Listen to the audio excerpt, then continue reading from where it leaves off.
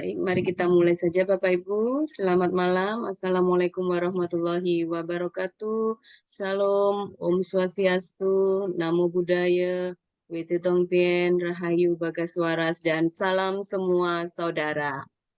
Baik, puji syukur Alhamdulillah. Terima kasih pada malam hari ini, pada hari Senin kita bisa melaksanakan dan ketemu lagi di sini secara online di Jagongan online bersama Indonesia merayakan perbedaan. Salam semua saudara. Dan pada malam hari ini tema dan juga narasumber dan juga moderator kita nanti akan sepenuhnya di handle dari agama Buddha. Tetapi sebelum kita masuk ke dalam diskusi kita pada malam hari ini, mari kita memperdengarkan lagi lagu IMP. Mungkin ada Bapak Ibu yang baru pertama gabung, belum pernah mendengarkan. Nah, ini dia lagu Indonesia Merayakan Perbedaan. Ya.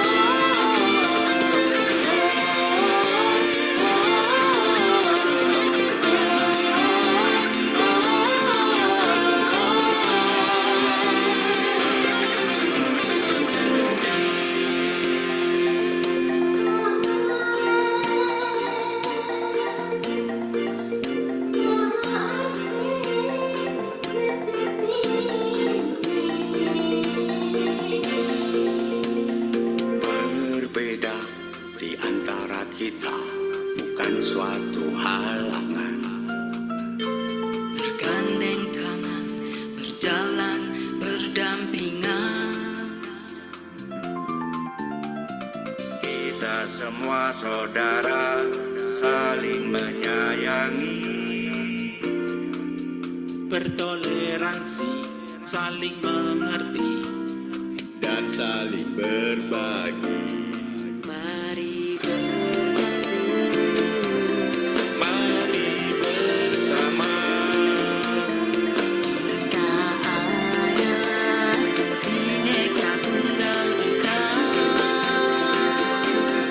Tuhan telah ciptakan perbedaan yang semestinya kita rayakan.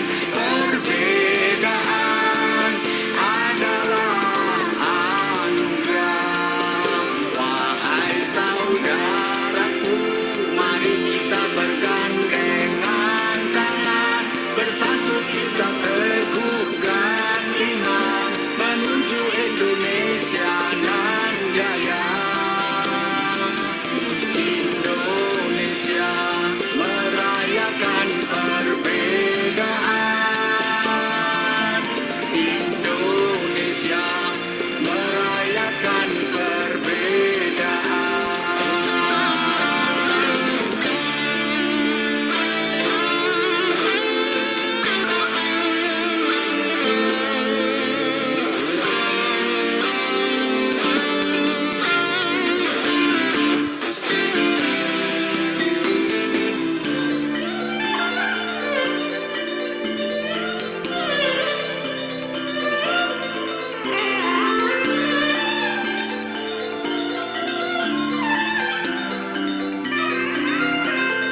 Mari bersatu, mari bersama. Kita adalah Bhinneka Tunggal Ika. Tuhan telah ciptakan perbedaan yang semestinya kita rayakan. Perbedaan adalah anugerah. Wahai saudaraku, mari kita bergandengan tangan, bersatu kita teguhkan iman menuju Indonesia nan jaya.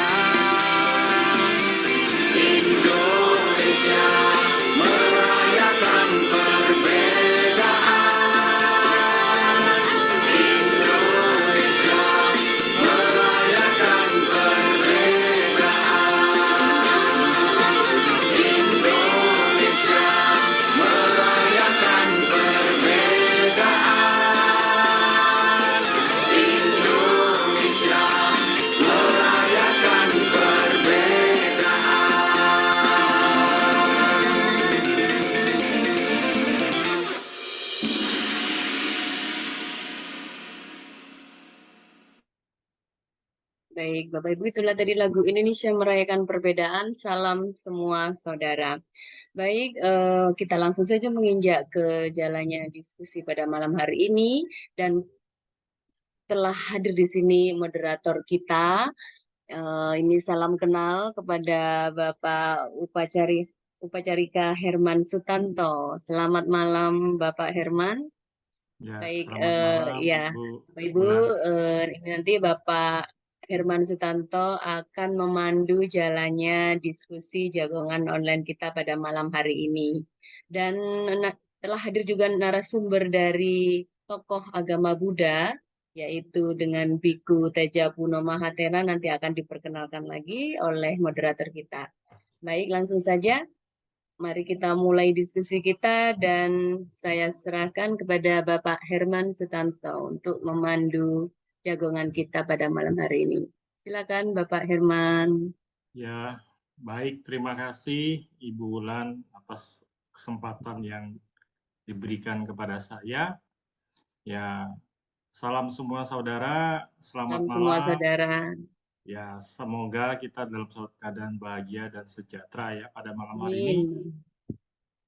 Baru pertama kali ya saya Iya. mengikuti acara ini. Salam kenal, perkenalkan nama saya Herman Sutanto. Saya berdomisili di Surabaya. Jadi salam kenal semuanya. Semoga kita selalu berbahagia. Ya, pada malam hari ini saya akan memadu acara untuk agama Buddha. Ya, narasumber kita pada malam hari ini adalah Yang Mulia Teja Punyo Mahathera. Ya, saya sapa dulu Bante. Selamat malam Bante. Apa kabar Bante?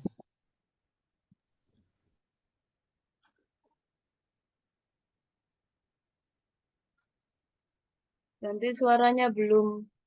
Mic-nya belum di-on kan Bante? Tadi sudah saya total tapi enggak. Ya. Oke. Baik, Sehat, terima Bante. kasih. Apa kabar Salam, Bante? selamat malam semuanya. Salam kita semuanya bersaudara. Salam Pancasila, merdeka. Merdeka. Ya, baik.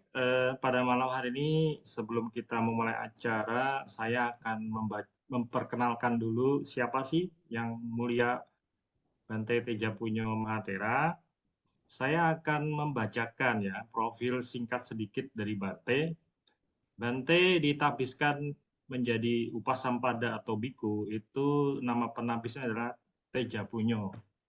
Ya, tempat penabisannya di Wat Tupong, Buriram, Thailand.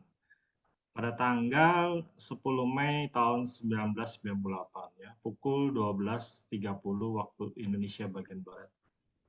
Nama penabis atau upajaya itu Pra Raja Panyawisara. Nama guru penabis Kamawacarya Prakun Dhamma Prawedi. Nama guru pembimbing atau Anusamanacarya adalah Pra Acan Jirawat. Nah, sekarang Bante menjabat sebagai Upa atau Wakil Pade Sanayaka Jawa Timur dan dipercaya oleh Sangha Theravada Indonesia untuk melakukan pembinaan di ke-16 wihara ya, di Keresidenan Besuki, meliputi Bondowoso, Situbondo, Jember, Banyuwangi. Nah, beliau merupakan pendiri radio Paramita FM di Blitar, Wihara Berkah Utama di Surabaya, Pertapaan Wipasana Giri Damo di Wonosalam, Jombang, dan juga pendiri PAUD atau TK ya, Pelangi Jaya Dhamma Harja, dan PAUD TK di Wihara Dhammakerti Banyuwangi dalam tahap pembangunan. Nah, ini adalah profil singkat dari Bante Teja Punyo Mahathera. Ya, sebagai perkenalan. Nah, pada malam hari ini Bante akan memberikan ujangan atau uraian Dhamma ya, dengan judul adalah pengaruh keyakinan pada perbuatan dan akibatnya. Ya, sangat menarik sekali judul pada malam hari ini. Semua apa yang kita yakini itu adalah pada perbuatan atau akibatnya. Ya, semua berdasarkan dari keyakinan. Nah, Bapak Ibu, marilah kita bersama-sama menyiapkan hati dan pikiran kita untuk mendengarkan satu wejangan dhamma yang akan disampaikan oleh Bante Tejapunyo Malatera. Silakan Bante.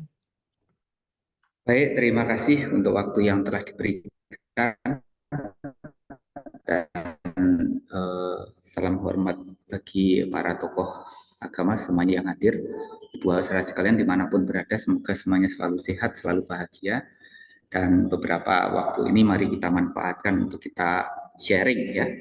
Jadi nanti saya sampaikan beberapa hal, dan nanti Ibu sekalian bisa menanggapi atau bisa memberikan pertanyaan-pertanyaan berkenaan dengan tema kita malam hari ini, yaitu pengaruh keyakinan pada perbuatan dan juga akibat-akibat yang akan kita terima dari perbuatan-perbuatan itu. Nah, satu garis besar yang bisa kita lihat ya, bahwa semua orang, semua makhluk itu takut dengan hukuman, takut dengan penderitaan, takut dengan kematian. Dan kalau kita menyadari bahwa walaupun kita beda alam, beda bentuk, beda bahasa, masalah rasa sama-sama takut menderita, sama-sama ingin hidup bahagia.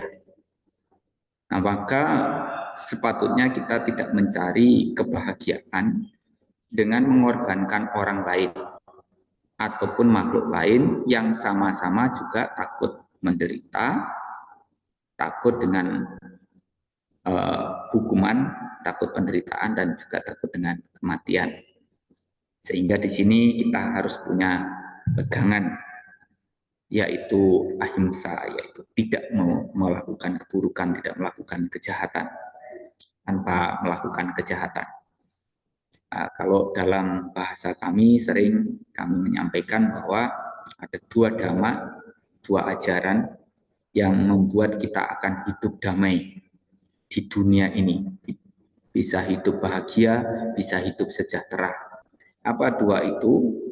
Dua ajaran itu, yang pertama adalah rasa malu berbuat jahat, dan yang kedua adalah rasa takut dengan akibat perbuatan jahat. Nah, diyakini oleh umat Buddha, itu ada alam-alam kehidupan di luar kehidupan kita sebagai manusia. Ada alam menderita, ada alam bahagia. Jadi ada alam manusia, ada alam neraka atau alam menderita, dan juga ada alam surga atau alam bahagia. Nah, bahagia atau menderita, surga atau nerakanya kita, itu sesungguhnya akibat dari perbuatan-perbuatan yang kita perbuat. Nah, bagaimana supaya kita tidak terjatuh di alam menderita, hidupnya saat ini supaya tidak menderita, kalaupun meninggal dunia tidak terjatuh di alam menderita atau terlahir di alam neraka, kita sepatutnya memiliki pengendalian diri di dalam setiap pikiran, ucapan, perilaku kita untuk tidak melakukan perbuatan buruk, perbuatan jahat. Kenapa? Karena akibat dari perbuatan buruk, perbuatan jahat itu akan mengakibatkan siapapun yang melakukannya, hidupnya saat ini menderita, dalam kehidupan yang akan datang juga menderita karena akibat dari perbuatan buruk, perbuatan jahat yang dilakukan. Tetapi memang perbuatan buruk itu terasa manis selama belum berbuah. Makanya banyak orang yang selama belum berakibat itu diulang terus perbuatan buruknya itu. Tapi kalau sudah menyadari akibatnya atau berbuah penderitaan, baru dia menyadari begitu menderitanya akibat dari perbuatan buruk, perbuatan jahat itu. Nah, kalau kita ingin hidupnya bahagia, sepatutnya kita berbuat kebajikan. Berbuat kebajikan, bukan melakukan keburukan, tapi sepatutnya berbuat kebajikan. Nah, kebajikan dari mulai yang terendah sampai yang tertinggi kita upayakan, kita laksanakan sebagai bentuk keyakinan bahwa kalau kita melakukan perbuatan bajik akan memperoleh kebahagiaannya sekarang, dan kalaupun meninggal dunia terlahir di alam bahagia, terlahir di alam surga.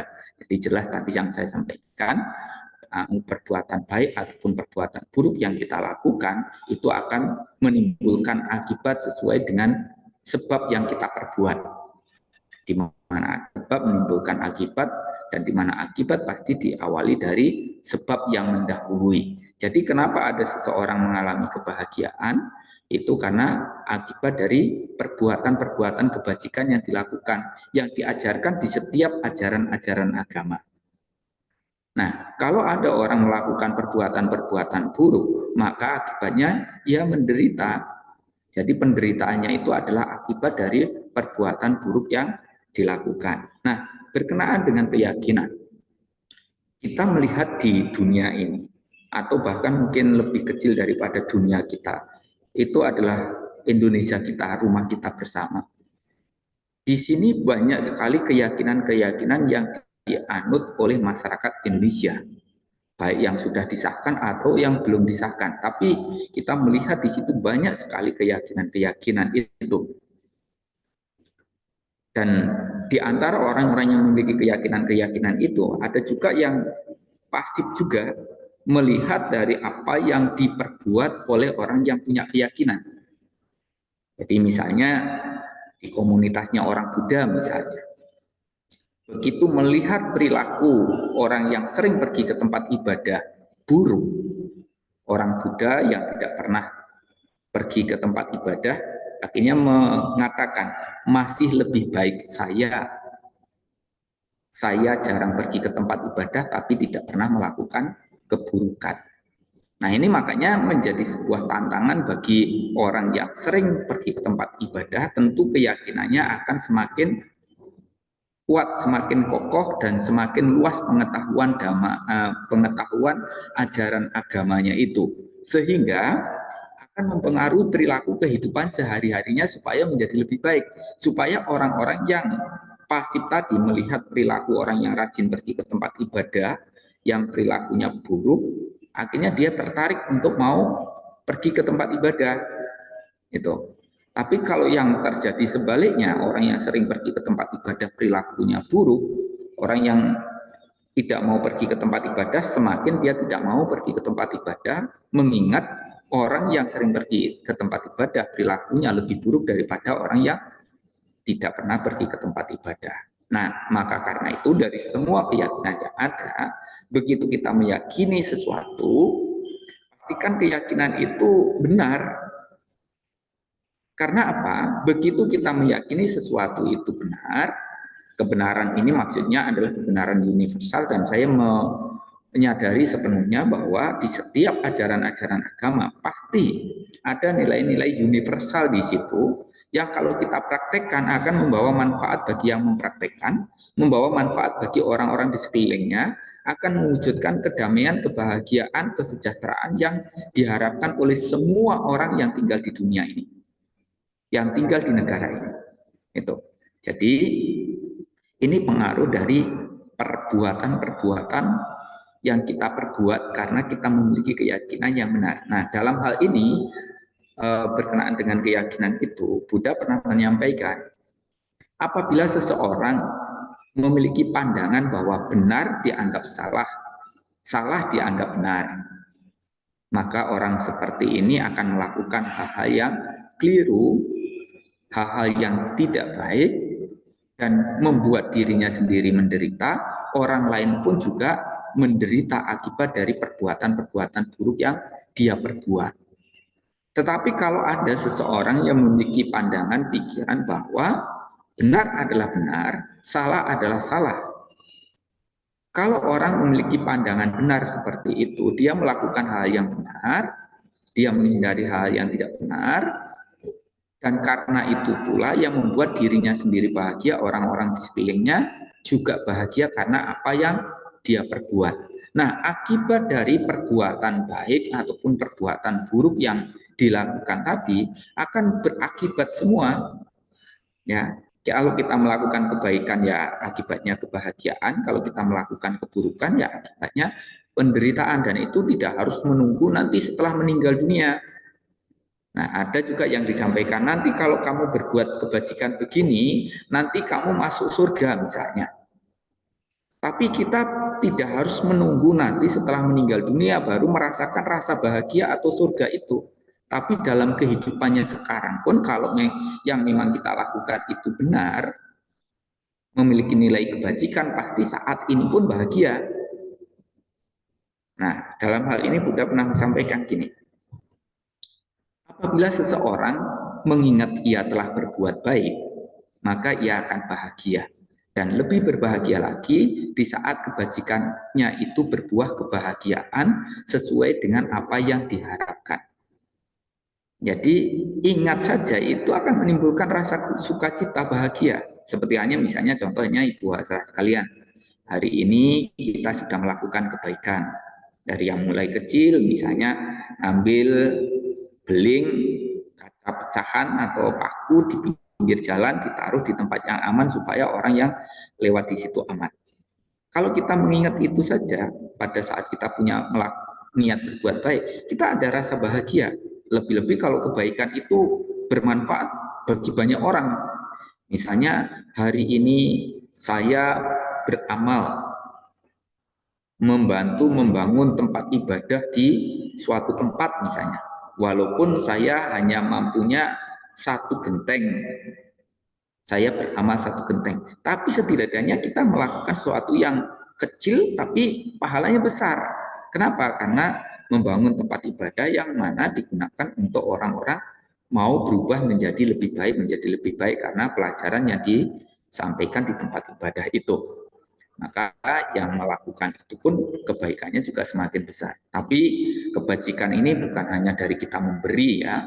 Jadi banyak orang berpikir, Bante kami saja susah, sulit, bagaimana kami harus memberi gitu. Padahal kalau kita mau berbuat kebajikan juga kan banyak caranya, makanya kita perlu belajar dan terus belajar supaya tahu cara-cara untuk berbuat kebajikan dan kebahagiaan nantinya akan bisa kita peroleh, kita rasakan dan kita dapatkan begitu. Nah, misalnya seperti halnya tema tahun ini ya di Sangga Theravada Indonesia itu mengangkat tentang kemoralan ya sebagai pondasi bagi kemajuan bangsa ini, begitu kedamaian bangsa.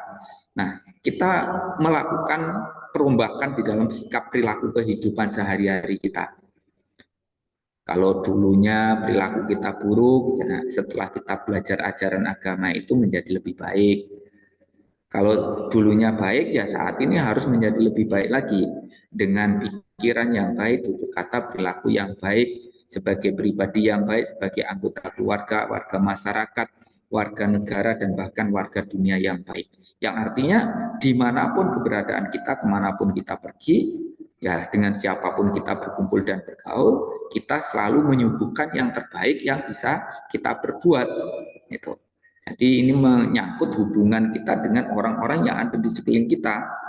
Jadi kalau hubungan kita antara kita dengan Tuhan kita itu urusan diri kita masing-masing dengan atasan sesembahan kita. Tapi penghormatan bakti yang terbaik kepada junjungan atau Tuhan kita itu yang terbaik adalah mentoladani perilaku-perilakunya dan mempelajari apa yang diajarkannya. Nah, ini adalah bentuk penghormatan yang terbaik kepada guru kita, guru spiritual atau guru pendiri ajaran agama. Nah, berkenaan dengan mungkin posisi kita sebagai orang atasan pada bawahan, ya kita berusaha untuk menjalankan kewajiban dengan baik dari atasan kepada bawahan kita. Nah, kalau kita menjadi orang tua, ya kita menjadi orang tua yang baik bagi anak-anak kita. Karena efek dari orang yang dididik dengan tidak baik menimbulkan generasi-generasi yang tidak baik pula. Walaupun kadang-kadang dididik dengan baik pun kalau salah pergaulan itu jadinya juga tidak baik. Itu jadi pengaruh dari pergaulan. Nah, kita misalnya menjadi suami istri ya, menjadi pasangan yang baik bagi pasangannya. Kalau kita sesama teman ya kita berusaha menjadi teman yang baik bagi teman-teman kita. Nah, ini artinya bahwa kita arahnya ke dalam diri sebagai pribadi kepada atasan kita, junjungan kita, apa yang harus kita lakukan. Kalau kita sebagai atasan kepada bawahan kita, apa yang harus kita lakukan. Berkenaan dengan kita, dengan pasangan hidup kita, apa yang harus kita lakukan supaya kehidupan rumah tangga yang dipilih, yang dijalani itu bahagia.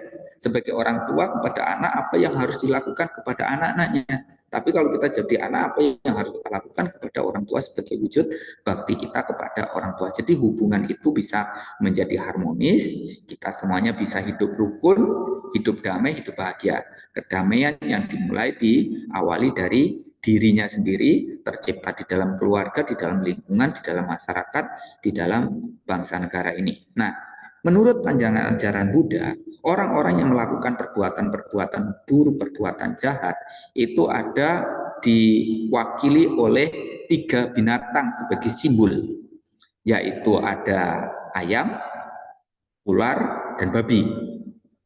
Nah, ini simbol. Nah, kebencian, keserakahan, kebodohan itu adalah menjadi akar dari perbuatan buruk, perbuatan jahat. Mau di mana saja, mau di seluruh penjuru dunia ini. Kalau mau ditelisik lebih dalam lagi, ujung-ujungnya yang membuat kita melakukan perbuatan jahat, ya karena benci, tidak suka, dan teman-temannya itu. Juga, kenapa ada seseorang melakukan kejahatan? Ya, karena juga faktor keserakahan, rakus, tamak. Negara satu menyerang negara yang lain. Kenapa menyerang negara lain? Karena di negara lain ada ininya, ada itunya. Dan itu pernah dialami oleh negara kita juga. Karena faktor keserakahan. Walaupun mungkin di negaranya sendiri juga ada, tapi di negara lain ada, dia ingin menguasai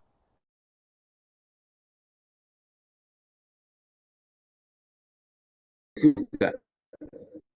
Itu. Atau juga karena faktor kebodohan, dia tidak sadar kita ini yang pertama. Kalau mungkin dia menciptakan, hancurkan rumah kita bersama namanya dunia. Nah, maka di sini kita berupaya untuk bagaimana mengikis supaya tidak ada kebencian, keserakahan, kebodohan. Sehingga hidupnya tanpa kebencian, tanpa keserakahan, tanpa kebodohan. Hidupnya sering memiliki cinta kasih yang diwujudkan bukan hanya dalam kata-kata, tapi dalam tindakan yang nyata. Tutur kata yang penuh dengan cinta kasih, perilaku yang penuh dengan cinta kasih. Begitu juga kalau kita memiliki kemurahan hati, kedermawanan, melihat orang lain susah, makhluk lain susah, ya kita beri, kita bantu, kita tolong. Kenapa? Karena sesungguhnya terjadi hukum sebab dan akibat tadi. Siapa yang menanam, dia akan memetik apa yang dia tanam. Jadi kalau kita membantu menolong orang itu sesungguhnya membantu menolong dirinya sendiri. Beberapa waktu yang lalu saya dalam perjalanan dari Surabaya mau ke Banyuwangi. Itu truk dengan itu karena tidak ada yang mengalah. Itu kepala adu kepala, diem-dieman. Dan itu menimbulkan macet yang sangat panjang. Sampai mobil di belakang-belakangnya itu pada tidur-tidur semua sopirnya. Mempersulit orang lain akan mempersulit dirinya sendiri. Coba kalau dia itu ada yang mau ngalah, melancar orang lain, akhirnya bisa melancarkan dirinya sendiri. Tapi karena tidak ada yang mau ngalah, ya udah kepala sama kepala diem mobilnya. Sampai akhirnya saya ketemu orang yang baik, kemudian menunjukkan, Pak Bante mau kemana? Banyuwangi. Oh, saya sedang melewati jalan tikus. Untung ada orang seperti itu. Jadi kita bisa melakukan kebaikan-kebaikan dengan berbagai macam cara, dan utamanya terus belajar. Jadi juga supaya kita ini tidak seperti kuda yang menggunakan kacamata. Jadi menganggap punya kita yang paling baik, paling benar, sedangkan yang lain tidak baik, tidak benar. Nah, ini kacamata kuda ini harus kita buka supaya kita pandangannya, wawasannya juga semakin meluas, semakin mendalam. Kenapa? Mengingat Indonesia itu kaya raya dengan keanekaragaman dan perbedaan-perbedaannya. Kalau kita nanti akan mempermasalahkan karena beda ini, yakinlah bahwa Indonesia akan rapuh dan akan mudah dikuasai oleh orang-orang yang punya kepentingan di dalam negara kita. Maka karena itu, mari kita semuanya mengarahkan ke dalam diri sendiri dan berpikirlah dalam kehidupan yang singkat ini, apa yang kita bisa berikan kepada bangsa negara ini, apa yang bisa kita lakukan bagi bangsa negara ini untuk mewujudkan bakti kita pada para pahlawan-pahlawan bangsa kita, dan untuk mewujudkan bakti kita kepada para pemimpin-pemimpin bangsa ini. Dan tentunya dengan kita melakukan itu, itulah yang terbaik yang bisa kita lakukan sebagai upaya kita sebagai generasi yang baik. Dan harapannya akan ada generasi-generasi yang lebih baik lagi daripada generasi yang baik yang ada sekarang ini. Artinya apa? Di era kita sekarang ini, mari kita berikan, lakukan yang terbaik. Itu adalah contoh teladan bagi generasi yang berikutnya, dan harapannya generasi berikutnya mencontoh dan melebihi apa yang kita perbuat supaya menjadi lebih baik, sehingga proses ini akan benar-benar mewujudkan kehidupan yang damai, bahagia, dan juga sejahtera. Mengingat semua perbuatan apapun yang kita perbuat menimbulkan akibat. Akibatnya baik atau tidak baik tergantung pada perbuatan-perbuatan yang kita perbuat. Perbuatan kebajikan menimbulkan kebahagiaan, perbuatan buruk menimbulkan penderitaan. Semoga apa yang saya sampaikan sedikit ini bisa memantik dari diskusi kita pada malam hari ini, dan semoga semuanya selalu sehat, selalu bahagia, tetap semangat untuk mengabdi bagi bangsa negara yang kita cintai, Indonesia. Terima kasih.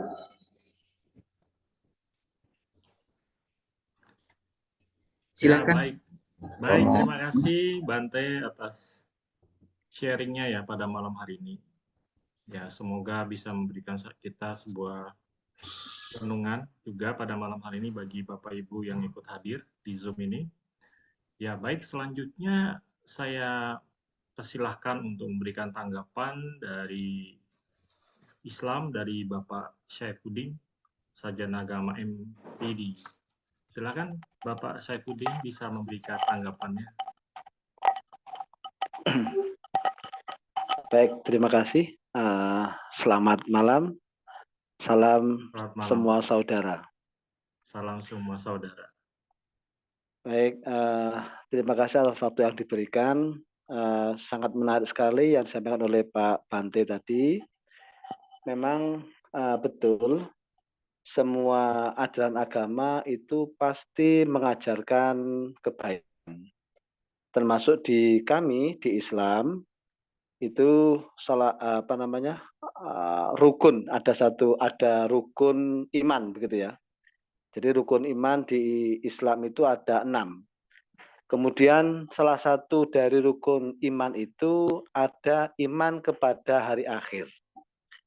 Iman kepada hari akhir ini punya pengaruh yang cukup besar kalau kita kita implementasikan dalam kehidupan.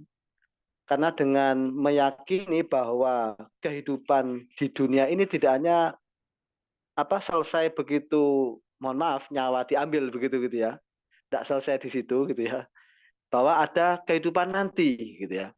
Dengan iman kepada akhir itu, maka ada satu tuntutan bagi kita umat Islam untuk berbuat baik gitu ya, untuk beramal baik, beramal soleh kan gitu ya.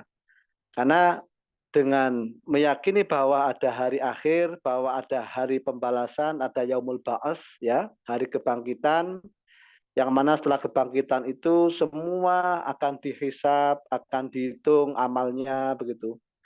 Nanti semua dikumpulkan di padang mahsyar ya, itu dihitung ya, dihitung si A itu berapa amal baiknya, kemudian amal buruknya seberapa kan itu ya. Kalau itu betul-betul kita tancapkan pada diri kita masing-masing, maka tentu kita akan takut untuk melakukan sesuatu keburukan. Dan kita pasti akan termotivasi untuk melakukan kebajikan-kebajikan. Ya. Melakukan sesuatu yang bermanfaat untuk sesama. Ya.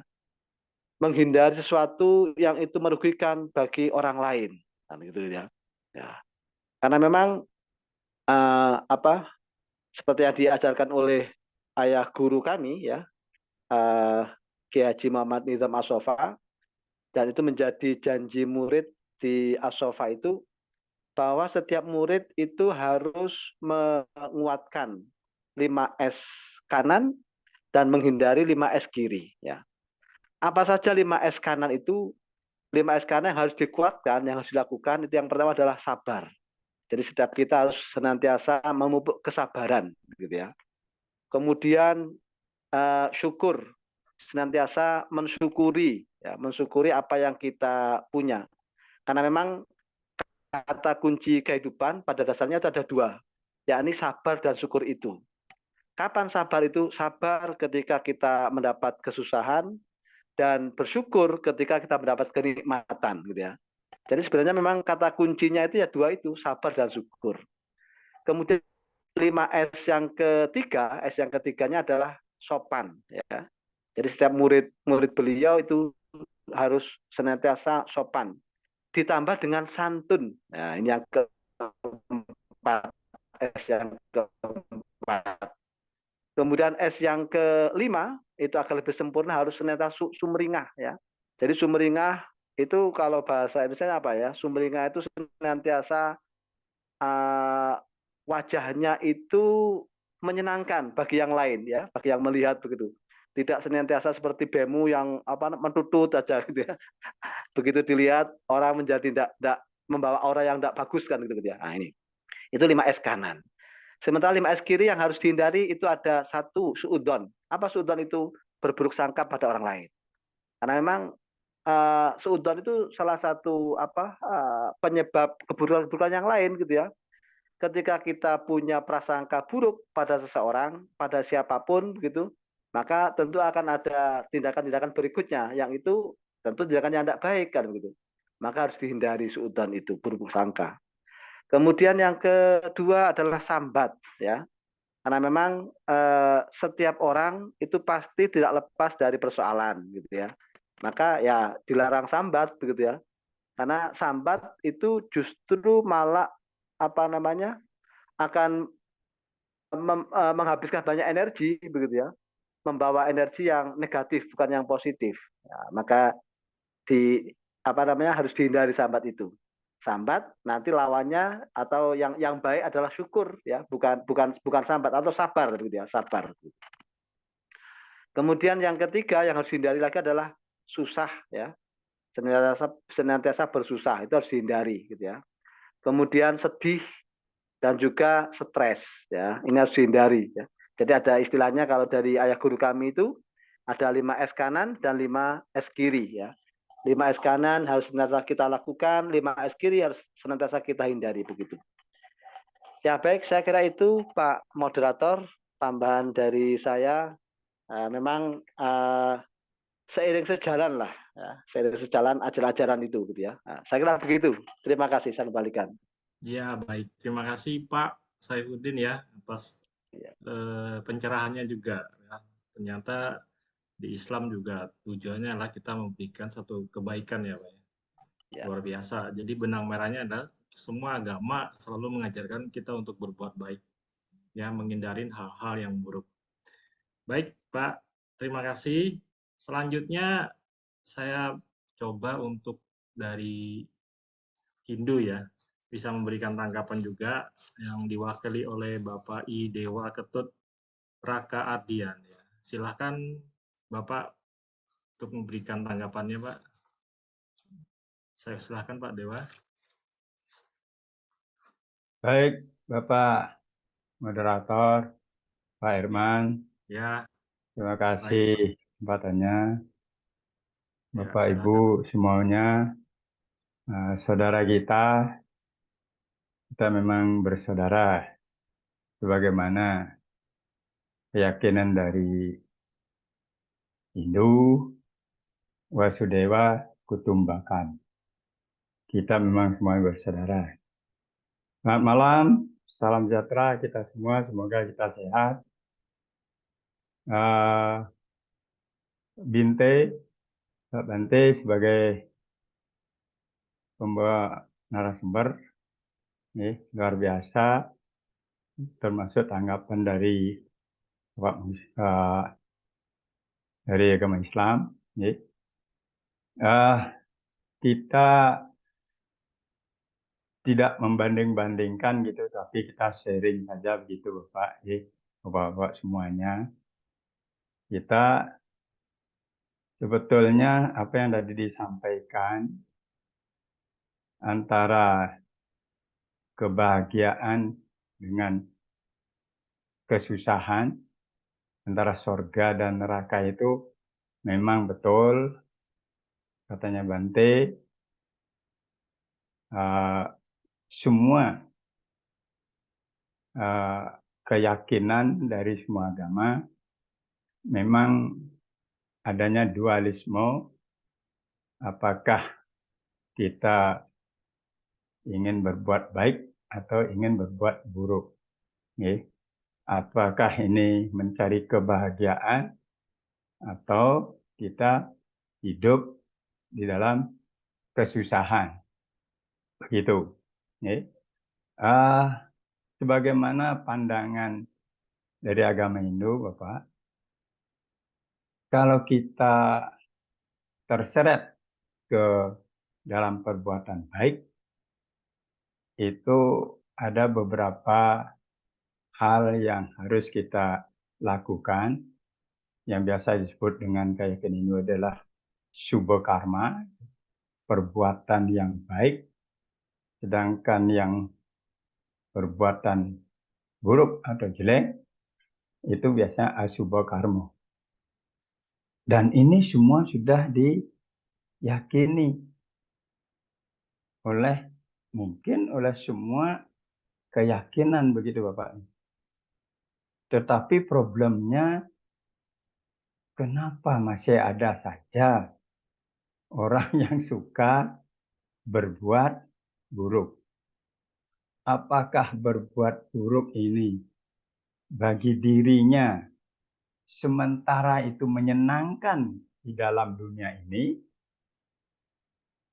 Atau kenapa jarang sekali kita melihat pandangan dari orang lain gitu? Jarang sekali untuk berbuat baik. Padahal hampir semua agama mengajarkan kebaikan, kan gitu Bapak semuanya, ya, Bapak Ibu. Dan kita sudah tahu bagaimana seharusnya berbuat baik dan bagaimana seharusnya tidak kita lakukan atau berbuat buruk, kan gitu Bapak. Gitu. Sehingga mengharmonisasi pada diri kita sebetulnya kunci untuk bagaimana kita bisa tampil membawa jati diri kita, membawa keyakinan kita, sehingga kita tidak terseret ke perbuatan yang buruk. Memang Bapak, keyakinan agama Hindu itu tidak hanya cukup surga itu adalah kebahagiaan, dan ingin mendapatkan surga atau kebahagiaan, hindarilah terlebih dahulu berbagai kesusahan, ketidaksenangan, dan kebencian-kebencian. Maka kalau kita bisa menghindari segala sesuatu yang menyeret ke alam neraka, jangankan surga, kebahagiaan di dunia ini, malah kebahagiaan di dunia lain yang biasa disebut dengan sunyaloka, gitu. Alam kesunyian, alam ketenangan, alam kebahagiaan, dan alam kesempurnaan itu akan kita dapatkan.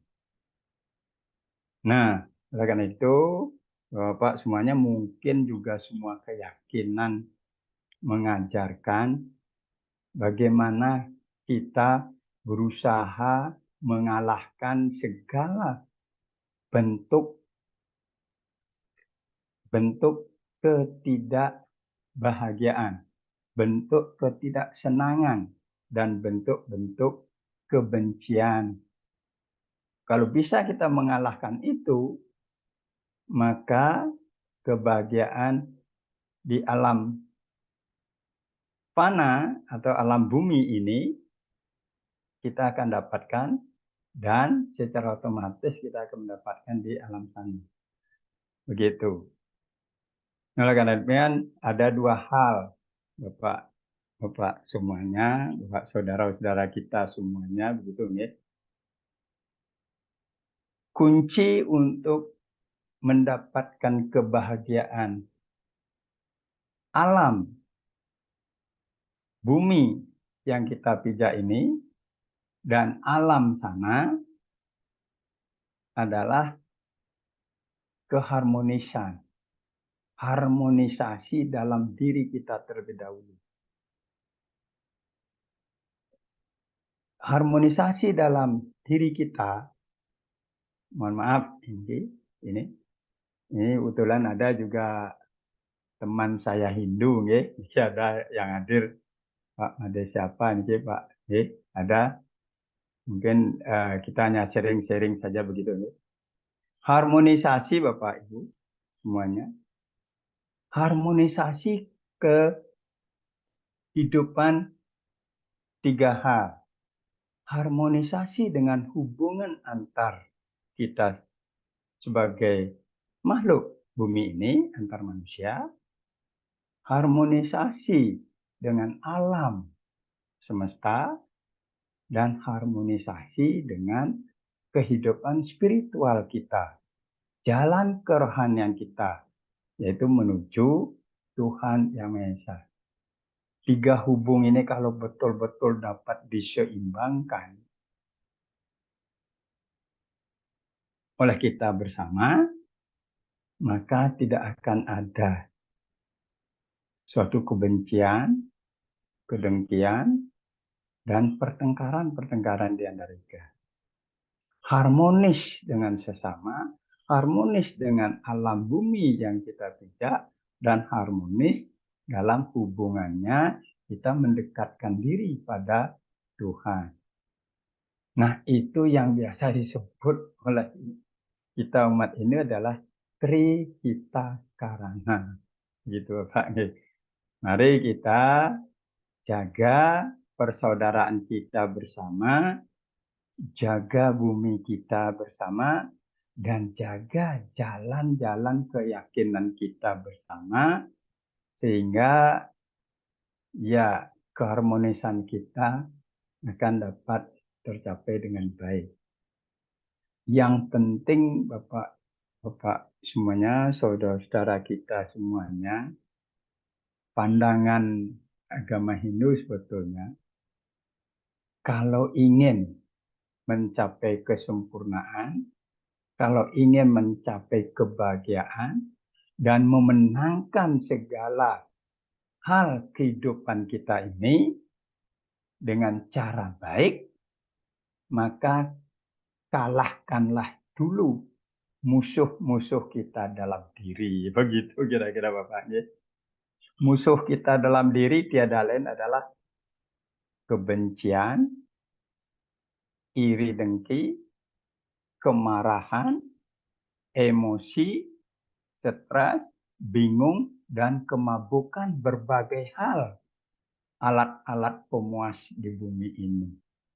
Nah, kalau itu kita bisa seimbangkan, ya keharmonisan dalam diri kita akan mungkin bisa tercapai. Ya, gitu pandangan kita, Bapak Ibu. Yang penting kita, bagaimana saudara kita tetap menjaga keharmonisan kita bersama. Terima kasih Pak Moderator, Pak Herman. Mudah-mudahan bukan menggurui, tetapi hanya sharing saja sesuai dengan keyakinan yang kita anut bersama. Yang penting kita bersaudara semua. Wasaudewa kutumbakam. Dari manapun mereka berada, kita adalah sumbernya satu, yaitu Tuhan Yang Maha Esa. Itu. Terima kasih. Selamat malam, saudara kita semua. Terima kasih Bapak Idewa ya, Ketut Raja Tiana dari Hindu ya. Luar biasa sekali Pak sharingnya Pak. Dan kita mendapatkan satu pelajaran ya dari Hindu bahwa kita harus harmonisasi Pak. Untuk mencapai kebahagiaan yang kita kalahkan adalah diri kita sendiri ya. Yaitu ada dalam diri kita emosional, kebencian ya, keinginan hal-hal, nafsu keinginan ya, itu yang harus kita lawan. Baik, terima kasih Pak sharingnya Pak. Selanjutnya kita berikan juga waktu untuk memberikan tanggapan dari Konghucu ya, Bapak Johan Adjuan, Ketua Parakin Sumut ya. Silakan Pak Johan. Terima kasih Pak Herman. Salam Ya. kita semua bersaudara, salam kebajikan. Ya, terima kasih atas kesempatan yang diberikan. Luar biasa apa yang dipaparkan oleh Bante dan juga oleh Pak Saifuddin, juga Pak Idewa tadi tentang berbuat baik. Ya, saya dari Konghucu, mewakili Konghucu, akan menyampaikan hal yang hampir sama seperti apa yang telah Bapak tokoh agama tadi menyampaikannya, namun dengan kalimat yang berbeda saja, bahwa di Rasul Mengce pernah mengatakan bahwa cinta kasih itulah kemanusiaan. Jadi artinya manusia itu hakikatnya itu adalah berbuat baik. Jadi berbuat baik itu tidak datangnya dari luar, tetapi datangnya dari dalam diri sendiri. Bahkan dikatakan orang yang tidak berperi cinta kasih, bahkan aku tidak tahu apakah pantas disebut sebagai manusia. Nah, kita zaman dulu, sekarang sepertinya jarang terdengar. Kalau zaman dulu orang-orang tua saking menahan amarahnya ketika melihat perbuatan orang yang di luar sangat keterlaluan, bahkan mengatakan apakah ini masih perbuatan seorang manusia. Nah, demikian juga sering kita mengatakan orang tersebut sudah di luar pri kemanusiaan. Jadi semua kalimat ini sesungguhnya mengingatkan kita bahwa kita manusia itu adalah makhluk yang berperi cinta kasih. Dan peri cinta kasih itu ada di dalam diri kita, bukan dari luar. Bukan dari datangnya bukan dari luar, tetapi dari dalam diri kita sendiri. Nah, agama Konghucu juga mengatakan bahwa kita harus berbuat baik sampai mencapai puncak kebaikan, yaitu San. Nah, mencapai puncak kebaikan itu adalah di mana kita itu bukan berarti berhenti setelah kita berbuat baik, tetapi kita mempertahankan perbuatan baik kita itu selamanya, seumur hidup kita. Kemudian Rasul Mengce juga berkata bahwa kulit anjing dan kulit harimau itu bila dihilangkan bulunya, itu tiada bedanya. Yang membedakan harimau dengan anjing ataupun serigala adalah karena bulunya itu. Mengapa demikian? Artinya seseorang yang perbuatannya tidak dilandasi dengan cinta kasih, tidak dilandasi dengan kesusilaan, maka dia tiada bedanya dengan hewan yang stratanya lebih rendah. Mereka bertindak dengan naluri, bukan dengan nurani. Jadi kita manusia memiliki nurani. Maka berbuat baik sesungguhnya adalah hakikat kita sebagai seorang manusia. Apabila kita menyadari diri kita adalah manusia, maka berbuat baik itu adalah kewajiban. Bukanlah kita berbuat baik karena kita ingin mendapatkan sebuah hadiah, ataupun sebuah pujian, ataupun sebuah janji akan mendapatkan surga atau lainnya. Jadi nabi-nabi kita mengingatkan bahwa kita itu sesungguhnya sejak lahir sudah diberikan oleh Yang Maha Kuasa benih-benih kebajikan di dalam diri kita yang di dalam agama Konghucu disebut sebagai watak sejati. Pada teman-teman yang menganut kepercayaan kepada Tuhan Yang Maha Esa mungkin menyebutnya rasa sejati. Ya, itu maksudnya adalah sama, bahwa diri kita itu memiliki sebuah sing ya, yang akan menuntun kita, nurani yang akan menuntun kita kepada setiap perbuatan yang baik, yang merupakan cerminan daripada sifat-sifat Tuhan. Nah, jadi tentu apabila kita menanam ubi, maka yang kita tuai akan ubi, menanam padi yang kita tuai akan kita hasilnya adalah padi. Jadi apa yang kita perbuat saat ini akan kita tuai akibatnya di masa mendatang ataupun di kehidupan yang akan datang. Maka apabila kita berbuat tidak baik, berarti kita sudah mengingkari nurani kita sebagai manusia, kita sudah melupakan diri kita sebagai manusia, maka akibatnya adalah apa yang akan kita dapatkan balasannya, baik secara langsung ataupun segera, ataupun secara tidak langsung, ataupun akan diterima oleh anak cucu kita atas akibat yang kita lakukan tersebut. Maka demikian itu, bahwa berbuat baik itu adalah kemanusiaan dan itu adalah citra diri kita sebagai manusia. Apabila kita masih ingin disebut sebagai manusia, maka perbuatan baik itu adalah tanda dan cirinya.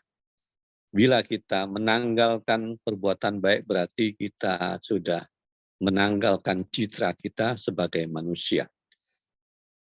Demikianlah tambahan dari kita. Kami ucapkan terima kasih kepada moderator. Salam kita semua bersaudara. Salam kita semua bersaudara. Ya, baik.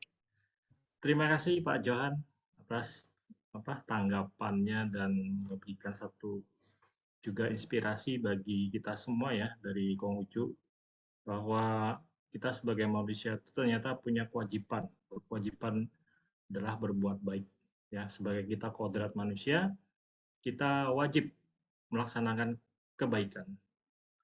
Baik, selanjutnya bagi Bapak Ibu, saya beri waktu kalau ingin yang hadir di Zoom ini, yang ingin bertanya langsung, bisa raise hand nanti kalau kita masuk sesi tanya jawab, atau bisa melalui kolom chat ya. Bapak Ibu bisa ketik pertanyaannya kepada siapa, nanti kita akan bacakan. Pertanyaan-pertanyaan kami buka nanti pada sesi tanya jawab.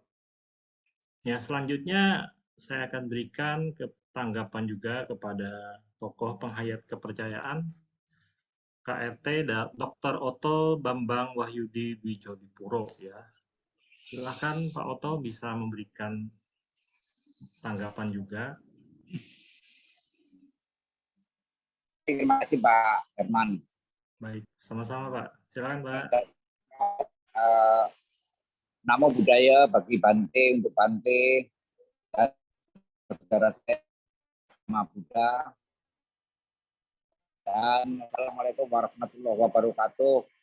Om Swastiastu, Tongkien, Pak Johan Ajuan, dan Shalom, salam kebajikan bagi kita semua. Rahayu. Kalau kita berbicara masalah kebajikan, saya ingin lebih menukik kepada fenomena pada saat ini. Bahwa banyak juga manusia yang bertindak melebihi dari binatang. Mengapa? Ada orang tua, ada seorang ayah yang tega untuk membunuh anaknya sendiri.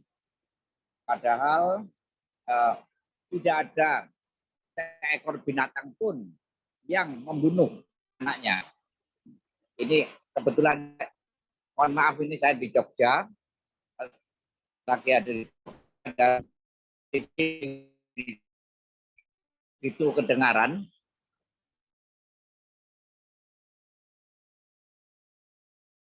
Kalau kita melihat apa sih yang dicari oleh manusia di dalam hidup dan kehidupan ini? Apakah hanya sekedar mencari kesenangan atau ada orang yang bersedia untuk menderita? Saya pikir tidak ada. Semua orang ingin berbahagia. Pertanyaannya adalah, apa bahagia itu? Apakah bahagia itu hanya diukur dengan harta atau dari hati, dari perspektif penghayat kepercayaan, dari kepercayaan terhadap Tuhan Yang Maha Esa, sebenarnya bisa kita lihat aslinya atau asal usul manusia, sebenarnya bisa kita lihat dari ada 4 elemen yang meliputi. Yaitu yang pertama, bahwa manusia itu merupakan perpaduan dari roh-roh suci, dari seorang ayah, kemudian masuk ke dalam, terjadilah satu masuk dengan roh sucinya seorang ibu, kemudian mendapatkan cahaya dari Tuhan. Nah, dari sini sudah mulai muncul satu kehidupan manusia. Kemudian yang memprihatinkan juga bahwa kita juga manusia juga mendapatkan pengaruh dari alam. Nah, alam inilah yang menimbulkan satu nafsu-nafsu tertentu. Ada nafsu kuning, merah, hitam, putih, dan sebagainya. Ini yang, nah, manakala manusia itu tidak dapat memanage, bukan menghilangkan nafsu, tapi memanage nafsu tersebut, maka manusia itu akan dapat berjalan di jalan yang benar sesuai dengan ajaran-ajarannya. Ini yang sebenarnya terjadi.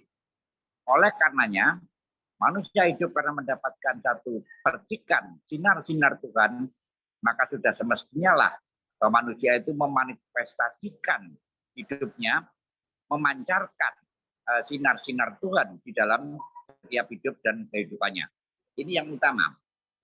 Tetapi bisa juga terjadi bahwa manusia itu hilaf karena dia lebih banyak dipengaruhi oleh nafsunya.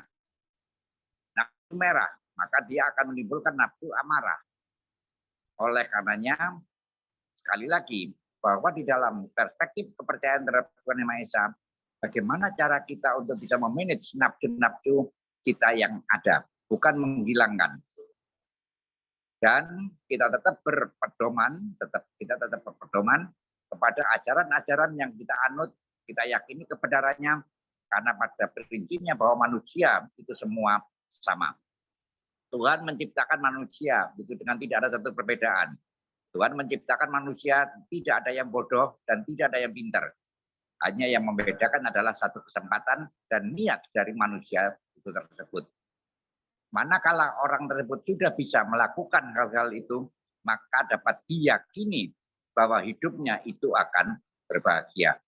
Saya kira itu Pak Herman, beberapa hal sedikit, karena saya sedang ada satu kegiatan untuk melakukan uji kompetensi penyuluh kepercayaan di Jogja, jadi sampai tanggal 14. Jadi saya mohon maaf kalau saya menyempatkan diri dalam waktu rehat ini untuk bergabung dengan Indonesia merayakan perbedaan, karena saya sudah kangen sekali dengan IMP kita ini. Terima kasih. Rahayu, rahayu, rahayu. Ya, baik. Terima kasih Pak Oto. Ya, luar biasa ya sudah menyediakan waktunya di sela-sela kesibukannya Pak Oto. Ya, semoga kita dapat sesuatu ya dari Pak Oto tadi. Intinya bahwa semuanya mengajarkan kebajikan ya. Kita sebagai manusia itu ya harus banyak berbuat baik ya. Merupakan satu kewajiban. Baik, Bapak Ibu yang hadir di Zoom ini ya, mungkin ada yang ingin bertanya bisa langsung melalui raise hand. Kita memasuki sesi tanya jawab. Dan ini acara yang luar biasa ya. Kita berbeda tapi tetap satu. Ya. Silakan dari Bapak Ibu yang ingin bertanya, saya kasih waktu untuk raise hand. Ada yang mau bertanya atau kalau mungkin malu-malu bisa lewat chat aja ya, diketik. Kira-kira apa? Mungkin Silakan. kalau belum ada yang bertanya, saya sedikit sampaikan dulu Ya, boleh Bante, menanggapi silakan. dari Ada yang mau disampaikan lagi? banyak yang disampaikan dari semua tokoh-tokoh agama tadi ya. Luar biasa sih, juga termasuk dari Romo Oto yang saat ini sedang bertugas. Semoga Romo Oto dimanapun selalu sehat ya, selalu memberikan pencerahan bagi banyak orang. Nah, ini Romo Oto ini sesepuh kita yang memang benar-benar sepuh. Semakin disesep semakin ampuh beliaunya. Jadi kalau mau cari ilmu nyarinya Romo Oto. Jadi menurut pandangan kami di dalam Buddhis itu ada 4 macam jenis manusia ya. Jadi kita sama-sama manusia tapi sifatnya itu mengarah kepada sikap atau perilakunya. Ada yang disebut manusia neraka. Yang kita mengenalnya neraka itu kan panas, dibakar api neraka berarti kan panas membara. Orang yang kedua adalah orang yang dikatakan sebagai manusia tiracana atau manusia binatang. Yang ketiga adalah manusia yang memiliki pikiran yang luhur, perilaku yang luhur. Yang keempat adalah manusia dewa dan dewi. Nah, manusia neraka itu manusia yang seperti apa? Manusia yang selalu terbakar. Di dalam kehidupannya sekarang ini dia terbakar. Dibakar oleh apa? Dibakar oleh api kebencian, dibakar oleh api keserakahan, dibakar oleh api kebodohan. Nah, kita melihat simbol yin yang ada hitam dan putih, tapi di setiap titik hitam ada putihnya di sana. Di warna putih juga ada titik hitamnya. Sebaik-baiknya orang kalau dicari juga tetap ada buruknya. Seburuk-buruknya orang juga pasti ada baiknya juga. Tapi tergantung pada kita yang memandangnya, mau melihatnya yang mana. Nah, jadi orang yang dikatakan manusia neraka tadi saya rasa orang yang di dalam kegelapan atau memang dikuasai kebencian, api kebencian, keserakahan, kebodohan. Walaupun demikian pasti ada segi baiknya. Misalnya orang melakukan kejahatan sejahat apapun, mungkin dia juga berpikir, saya melakukan kejahatan ini untuk melakukan kebaikan, misalnya untuk membangun tempat ibadah. Kan banyak orang berpikirnya melakukan kebajikan, misalnya korupsi, kemudian hasilnya untuk membangun tempat ibadah atau menyantuni orang-orang atau keluarganya, misalnya seperti itu.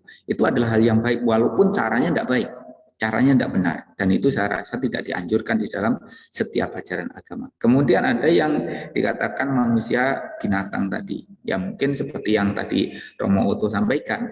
Ada orang-orang sekarang yang tega membunuh anaknya, memperlakukan anaknya dengan tidak baik, padahal kan anak itu adalah hasil dari cinta yang dibangun suami dan istri, kecuali ada tindakan-tindakan di luar daripada itu.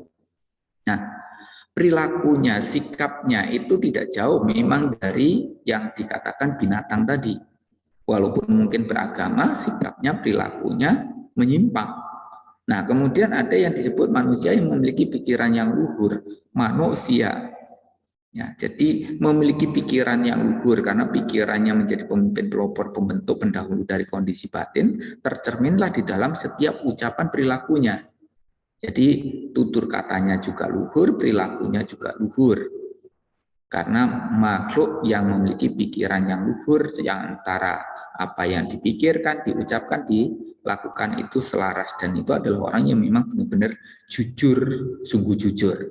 Kenapa? Karena kadang-kadang apa yang dipikirkan dengan apa yang diucapkan, dengan yang disampaikan, dilakukan, itu sangat berbeda sekali. Tapi bagi orang yang jujur ya, antara apa yang dipikirkan, diucapkan, dilakukan itu selaras, sama.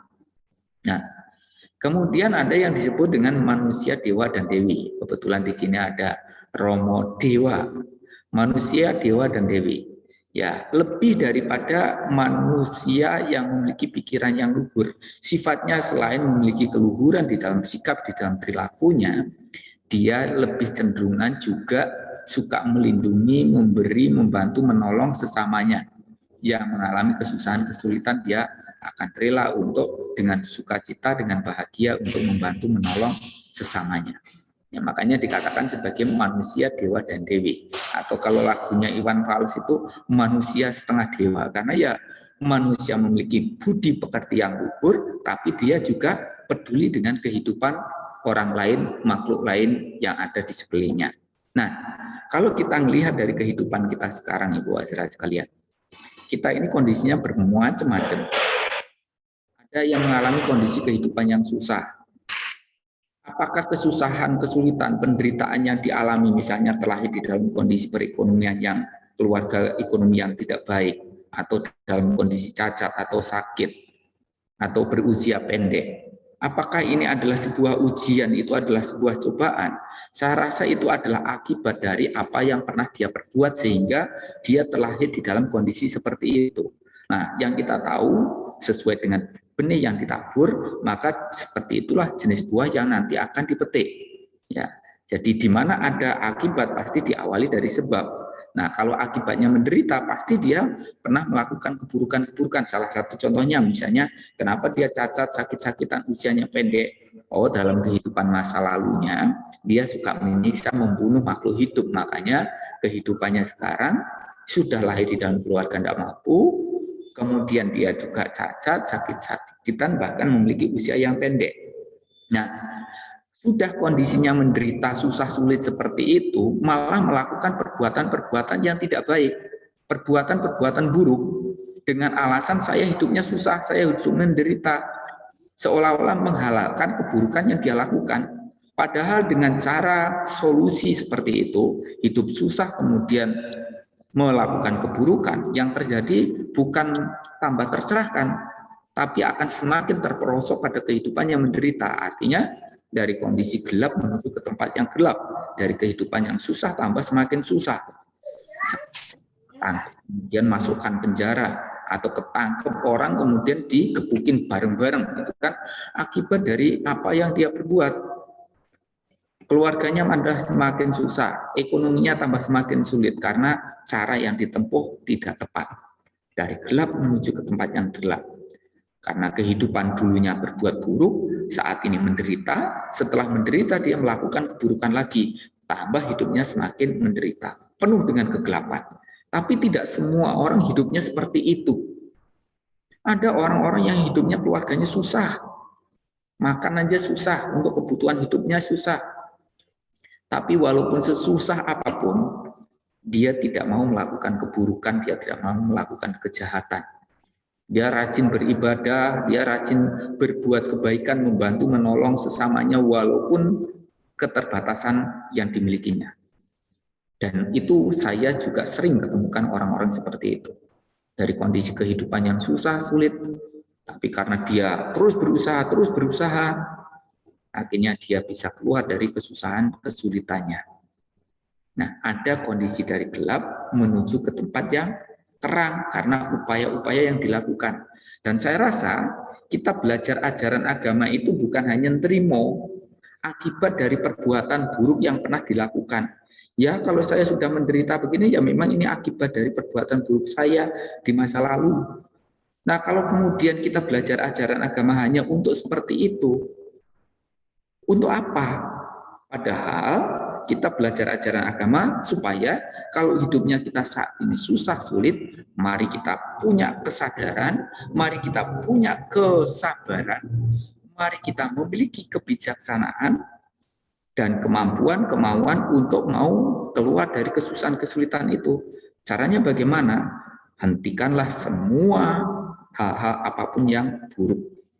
Menghindari berpikir yang buruk, menghindari tutur kata yang buruk, menghindari perilaku-perilaku yang tercela. Nah, itu bisa membuat nanti akan dari gelap menuju ke tempat yang terang. Tapi ada juga orang-orang yang dalam kehidupannya sekarang itu lahirnya di dalam keluarga berada. Ya utuh, badannya bagus, ya cakap lagi. Tapi dia hanya menikmati apa yang pernah ditanam di kehidupan masa lalunya. Dia tidak lagi mau berpikir untuk belajar, sekolah, kuliah, tidak mau berpikir untuk pergi ke tempat ibadah, tidak berpikir untuk melakukan hal-hal yang berguna, bermanfaat, karena merasa semuanya sudah ada. Untuk apa saya melakukan itu semua? Diibaratkan dia hanya menikmati timbunan kebajikan di masa lalunya. Kalau seperti halnya Pak Tani, dia hanya menikmati hasil tanaman musim kemarin, tahun lalu. Dan dia tidak segera bercocok tanam, tidak segera menabur benih. Yang terjadi apa? Yang dinikmati lama-lama akan habis. Dan kalau sudah habis, dia akan mengalami kesulitan. Nah, maka ada orang-orang yang seperti itu. Dari kondisi yang terang, menuju ke kehidupan yang susah. Dengan melakukan hal-hal yang buruk karena merasa semuanya sudah ada, dia miliki. Untuk apa melakukan kebaikan? Dia foya-foya, senang-senang, pesta-pesta, melakukan hal-hal yang dilarang oleh agama, sehingga melakukan hidupnya tambah semakin menderita karena perbuatan buruk, perbuatan jahat yang tidak terpuji yang dia lakukan. Tapi tidak semuanya orang juga seperti itu. Ada sangat bagian kecil orang-orang yang hidupnya bahagia karena tanaman kehidupan masa lalunya, tapi setelah itu dia terus berupaya untuk berbuat kebajikan. Nah, salah satu contohnya ya Pangeran Siddhartha ini. Pangeran Siddhartha itu calon raja. Untuk menjadi seorang yang punya kekayaan, kedudukan, kekuasaan, nama, pengikut, kalau orang tidak punya kebajikan tidak akan bisa terwujud itu semua.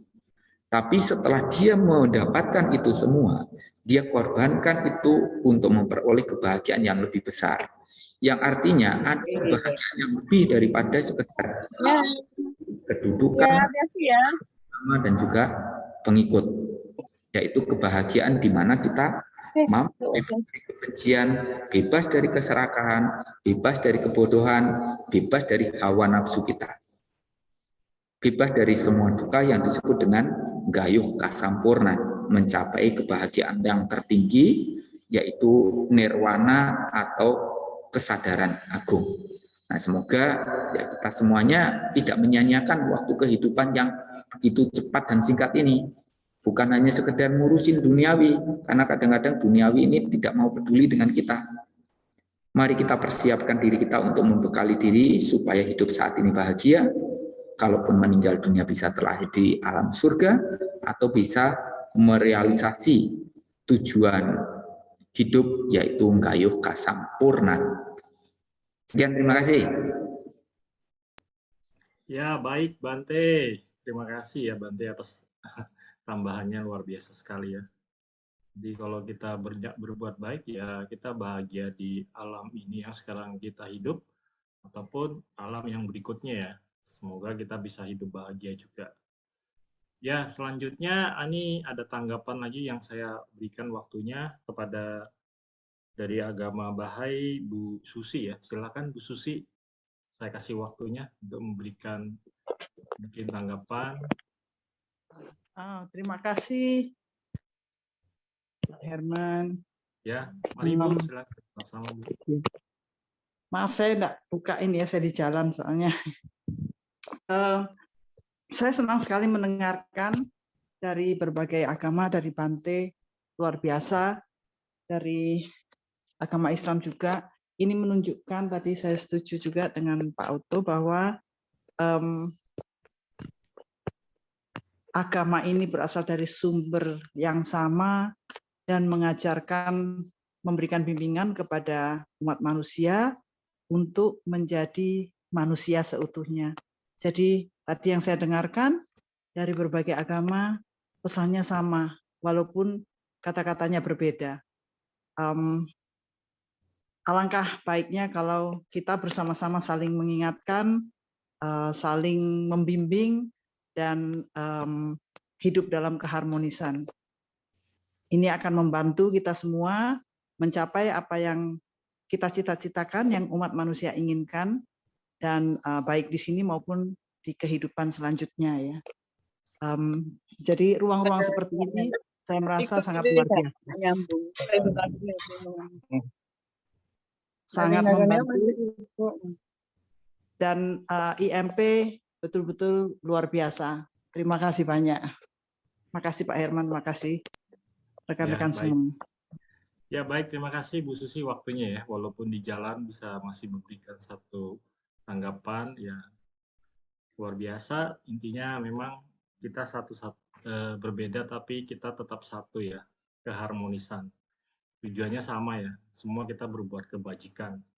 Ya baik, Bapak Ibu yang berbahagia, mari yang mau bertanya ya, saya kasih kesempatan mungkin ada yang bertanya atau kalau enggak lewat chat lah.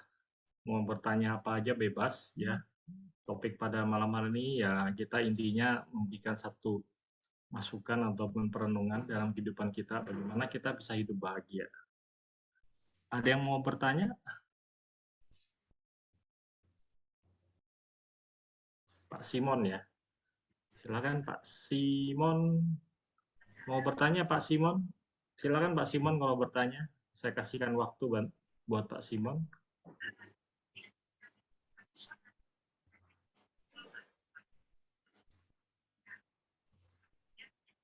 Ya, ini ada raise hand, silakan dari Pak Amin Tohari. Kami bisa dibuka kameranya, Pak. Langsung bertanya, Pak. Ya, terima kasih Pak Herman atas kesempatannya. Mohon maaf tidak bisa membuka kamera, Pak. Yang penting bersuara untuk saya suarakan bahwa Indonesia merayakan perbedaan selalu. Amin. Ini mau bertanya, Bapak. Apakah tidak ada niatan dari sekian banyak agama yang ada di Indonesia ini, yakni mempersiapkan mental terkait dengan persiapan Indonesia mau merayakan pemilu tahun 2024. Mental itu perlukah misalkan dari kalangan IMP yang dimana sekian banyak agama ini perlunya menyamakan persepsi bahwa mental itu perlu untuk dikuatkan kita semuanya atau bagaimana kira-kira? Itu pertanyaan dari saya, Bapak. Terima kasih atas perhatiannya. Assalamualaikum warahmatullahi wabarakatuh. Waalaikumsalam. Terima kasih Pak Amin. Ya, baik sekali ya pertanyaannya ya. Bagaimana kita menyiapkan mental kita untuk tahun 2024 ini kita akan masuk ke pemilihan umum ya. Jadi bagaimana kita di sini berikan satu mental yang supaya dalam kita melakukan demokrasi, pemilu kita bisa berjalan dengan baik dan lancar. Silakan mungkin dari Bante dulu untuk menanggapi. Ya, baik, terima kasih. Jadi sebenarnya sih semua orang itu tujuannya itu apa? Tujuannya untuk memupuk kebajikan apapun posisinya, apapun kedudukannya, tujuannya apa? Apakah hanya untuk berpikir mencari materi, kedudukan, nama, pengikut, atau untuk yang lebih daripada itu? Yang kita tahu ada kebahagiaan dari semua bentuk kebahagiaan, yaitu lepas dari urusan duniawi. Ya, urusan dari duniawi, bebas dari nafsu indriawi duniawi. Nah, yang saya lihat, banyak orang itu memiliki pandangan bahwa hidup itu yang penting banyak uang. Sehingga semuanya fokus mencari uang. Bahkan agama-agama pun juga digunakan untuk mencari uang, bukan untuk bagaimana menciptakan kerukunan, kedamaian, kebahagiaan. Tetapi orientasinya adalah mencari uang, setelah dapat uang, tidak bahagia, digunakan untuk mencari kedudukan. Atau untuk mencari kekuasaan dan lain sebagainya. Untuk mencari nama, mencari pengikut. Tujuannya arah-arahnya ke urusan duniawi. Padahal sesungguhnya untuk memperoleh kebahagiaan duniawi dan surgawi, dan itu diperoleh kalau kita memang memiliki nilai-nilai kebajikan tadi. Nah, terjadi kebingungan pada saat seseorang berpikir kalau kita bisa bahagia kalau punya uang, fokus mencari uang. Setelah punya uang banyak, tidak bahagia. Akhirnya digunakan uangnya untuk mencari kedudukan kekuasaan. Yang kita dengar-dengar beberapa waktu yang lalu, ya di suatu tempat dari kader-kader partai politik, ya untuk mendapatkan kedudukan segini mau mencalonkan apa harus mengeluarkan mempersiapkan dana sekian untuk mendapatkan jabatan. Nah, kita mikir nanti kalau sudah mendapatkan jabatan apa tidak mikir untuk bagaimana mengembalikan modal yang sekian M tadi. Pasti akan berpikir begitu. Kalau hanya nungguin gajinya tidak akan cukup-cukup untuk mengembalikan. Nah, yang kita tahu juga semakin tinggi kedudukannya, semakin besar tanggung jawabnya. Kalau memang amanah, pahalanya besar. Kalau tidak amanah, dosanya juga besar. Dan ini yang tidak pernah diperhatikan. Yang penting aku jabat. Kalau hanya sekedar jabat, semuanya juga bisa. Tapi bertanggung jawab atau tidak, amanah atau tidak. Itu. Nah, kalau sudah mendapatkan jabatan tidak bahagia, dia bingung lagi mencari kebahagiaan itu di mana. Nah, kita berharap namanya pesta demokrasi itu mari kita rayakan dengan sukacita, dengan bahagia. Ya, dimulai dari diri kita sendiri supaya tidak menaburkan kebencian hanya karena ingin mendapatkan kedudukan. Kursi dudukannya satu diperebutkan begitu banyak orang dan semuanya akhirnya menggunakan cara-cara yang tidak sehat yang bahkan itu mengancam kebinekaan kita. Berkali-kali Indonesia terancam karena urusan demokrasi, rebutan kekuasaan jabatan ini. Apakah kita orang Indonesia yang lahir di Indonesia, cari makan di Indonesia, mati pun juga di Indonesia, harus mengorbankan Indonesia kita? Kalau seumpamanya kita melakukan hal itu, berarti tanya dalam diri sendiri, waras tidak ini, kita ini? Hanya karena kekayaan atau kedudukan atau jabatan. Nah, maka karena itu, ya semuanya mau ingin mengabdi yang terbaik bagi bangsa negara ini. Tapi juga tidak harus selalu menjadi pemimpin penguasa. Semuanya berjasa sesuai dengan bidang kemampuannya masing-masing. Karena Indonesia akan menjadi berjaya dikala semua elemen di masyarakat itu bergerak. Kalau menjadi petani, mari menjadi petani yang sukses. Kalau menjadi pedagang, mari menjadi pedagang yang sukses.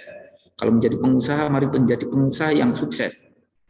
Mau kita menjadi tukang ojek sekalipun, mau kita menjadi guru, menjadi murid, menjadi mahasiswa, mari kita menjadi yang terbaik di bidang kita.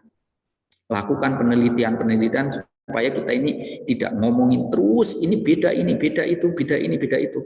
Yang lain sudah bisa menciptakan sesuatu yang lebih baik, lebih baru, lebih baru. Nah, kita Indonesia ini kadang-kadang masih jualan surga neraka, jualan surga neraka, mengurusin perbedaan-perbedaan. Ya mohon maaf, ini saya juga sedikit agak kurang nyaman kalau kita sampai terjadi begitu. Tidak rela rasanya. Karena Indonesia ini merdeka itu bukan hadiah. Ini adalah hasil perjuangan pengorbanan yang begitu besar dari pahlawan bangsa kita. Artinya kalau kita membangun tidak bisa, jangan merusak. Kalau kita tidak bisa berbuat baik, ya minimal tidak melakukan keburukan.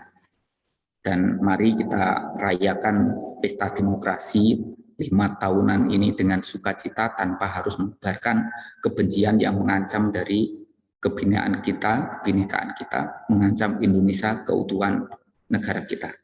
Iya, Romo Herman, terima kasih. Baik, Bante, terima kasih. Ya, terima kasih ya Pak Amin. Semoga bisa menjawab ya pertanyaannya. Ya, baik, karena waktunya sudah cukup malam, Bante, jadi kita akhirin saja. Bapak Ibu, sebelum kita akhirin, kita dengar dulu ya closing statement dari Bante untuk pada acara malam hari ini. Silakan Bante. Terima kasih untuk semuanya, para tokoh, para sesepuh semuanya yang hadir di sini.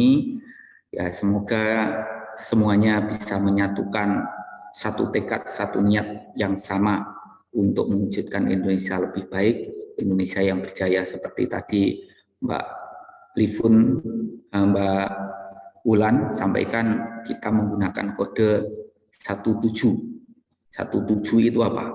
Satu tujuan. Dan menyetir dari lagu yang tidak asing bagi kita semua yang juga mulai punah, tidak jarang-jarang dikumandangkan, yaitu lagu Padamu Negeri. Mari kita berjanji, mari kita mengabdi, mari kita berbakti, mari kita mengabdi. Mari kita berjanji, mari kita berbakti, mari kita mengabdi bagi Ibu Pertiwi, bagi Indonesia kita. Maka harapan kita dari Indonesia merayakan perbedaan, dari sinilah lentera-lentera cahaya-cahaya yang bisa membawa penerangan bagi orang-orang di sekeliling kita dimulai. dari diri kita sendiri, dari keluarga, dari lingkungan di mana kita tinggal untuk Indonesia. Sekian, terima kasih, dan semoga semuanya selalu sehat, selalu bahagia, dan tetap semangat menabur kebajikan, memetik kebahagiaan. Salam kita semua bersaudara, salam Pancasila Merdeka. Merdeka, ya. Baik, terima kasih Bante atas closing statement-nya. Ya, Bapak Ibu yang berbahagia pada malam ini, saya rasa sudah kita akhirin ya acara pada malam ini, dan salam semua sejahtera, semoga kita berbahagia, ya. Salam semua saudara. Salam Merdeka. semua saudara, merdeka. Terima Silakan, kasih. ya Bu Bulan, untuk saya serahkan kepada Bu Bulan. Silakan Bu Bulan. Ya, terima kasih disampaikan kepada moderator kita malam hari ini dengan Romo Herman yang sangat luar biasa memandu jalannya Jagongan kali ini, dan juga terima kasih sebesar-besarnya kepada narasumber kita dengan Bante Tejapuno yang sudah menyempatkan waktunya dan sangat inspiratif seperti yang disampaikan tadi. Ada pendapat di kolom chat, materi Bante sangat luar biasa, inspiratif, edukasinya semoga bermanfaat bagi kita semua. Dan jangan lupa kepada para peserta untuk mengisi link absensi dan kuesioner untuk penerbitan e-sertifikat. Saya ucapkan terima kasih juga kepada para tokoh rohaniawan dari masing-masing agama yang sudah berkenan untuk hadir pada malam hari ini dan memberikan juga pendapat tanggapannya pada tema pada malam hari ini. Semoga kita dimampukan menjadi insan bernurani dan berhati jernih, dan semoga kita menjadi umat beragama yang berjiwa ketuhanan dan berperilaku mulia, karena semua ajaran agama sama mengajarkan kebaikan dan kebajikan. Baik, saya mohon undur diri, mohon maaf jika ada salah kata, dan sampai jumpa Senin depan dengan tema yang berbeda dan narasumber yang berbeda yang pastinya luar biasa. Saya ucapkan wassalamualaikum dan salam semua saudara. Merdeka, salam Pancasila. Ya. Salam semua saudara, Salam. merdeka. Semua saudara. Terima kasih Merdeka. Bapak Ibu sudah bergabung. Ya. Mbak Ulan, linknya Oke. mana Mbak Ulan? Linknya sudah di-share di kolom chat Bapak.